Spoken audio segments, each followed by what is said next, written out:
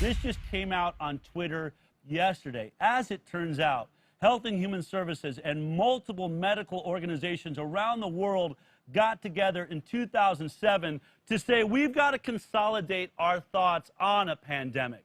We need something. Here it was, HHS ties pandemic mitigation advice to severity. You see, what they did was, when we think about a nuclear war, we know we got DEFCON 5, DEFCON 4, DEFCON 3, all of these ideas. They're like, we need something cool like that. We need like a DEFCON thing for pandemics, partly to scare the crap out of everybody, but also to understand how we're all going to agree. Your DEFCON 4 may be my DEFCON 2, and your DEFCON 5 is my DEFCON 3. We can't have that happening in the world. So they actually all got together and decided how to categorize the level of a pandemic. And you will be shocked that this pandemic that has swept the world, caused all sorts of mayhem, destroyed the economies of the world, and specifically the United States of America. Seasonal and pandemic influenza, a 2000 update on challenges and solutions. This is Oxford Academic. Remember, HHS was involved. One of the writers of this is Julie Gerberding, who used to be the head of the CDC, is now the head of Merck's vaccine department. You want to know what DEFCON category COVID-19 is in? You're wondering? Is it DEFCON 4? DEFCON 5? No? Oh, it's not even DEFCON 3. Look at this, folks. Category 2. Let's look at the numbers. If there's a case fatality rate of between 0.1 to 0.5, then am I reading that right? I think it's right. If it's 0.1 to 0. Less than 0.1 to 0.5, then it's a category 2. The excess death rate should be somewhere between 30 and 150,000. The illness rate, the percentage of the population that is contagious or should have it, is between 20 and 40. And the potential numbers of deaths based on the 2006 U.S. population, which was smaller than ours, somewhere between 90,000 we would accept and 450,000 deaths is a category 2. A little wimpy hurricane, a tiny little sucker that people in Florida will probably be out surfing if it's a category 2. 20th century U.S. experience. They look at the experience of when have we seen these, and they compare it to the 1957 and 1968 pandemic. It's a category 2, and when you think about all of the numbers being inflated, they're inflating just to get it to a category 2. Remember, if this thing came in under 90,000, it would still be a category 1, a seasonal flu or cold.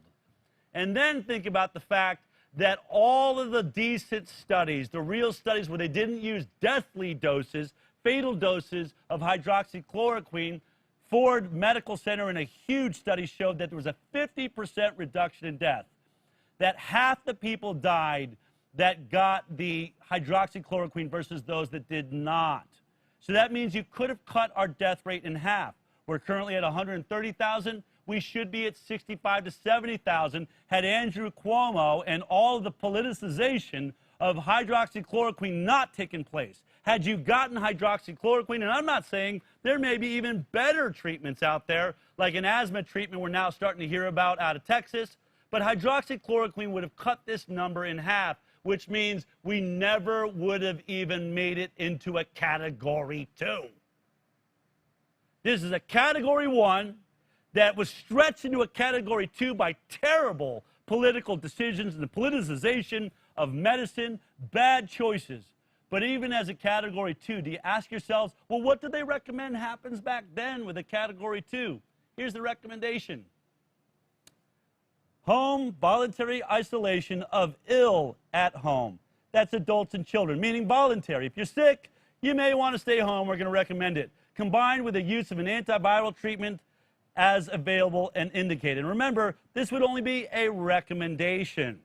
So basically they said only if you're ill, not the healthy ones. You go ahead and run around. And by the way, if you're sick and you want to run around, it's really not going to be that big a deal. It's just this much worse than the category 1, which we handle every day. Can you believe it? Can you believe it? Oh, is this shocking to you? Did you know that they've erased that basically off of the internet? You can't find that at Health and Human Services anymore. You can't find that at the CDC because they want to terrify you over a category 2. A category 2. DEFCON 2. For example, this is from their own report. A Category 2 pandemic, similar to the 1957 and 1968 pandemics, would require voluntary isolation of the ill person at home, but neither quarantine of household members nor child and adult social distancing at schools and workplaces. Oh my God. You mean they were thinking about social distancing all the way back in 2007, and they said, no need for it with a Category 2? You've been getting this information from the very beginning in one place, right here on the HighWire. We're not pulling punches, and some idiot at YouTube is probably going to take this video down because they don't want you to know the truth. If you liked that clip, then be sure to check out our live broadcast of the HighWire every Thursday morning at 11 a.m. Pacific Time. You can watch it on Facebook, YouTube, iTunes, and Twitter. We'll see you there.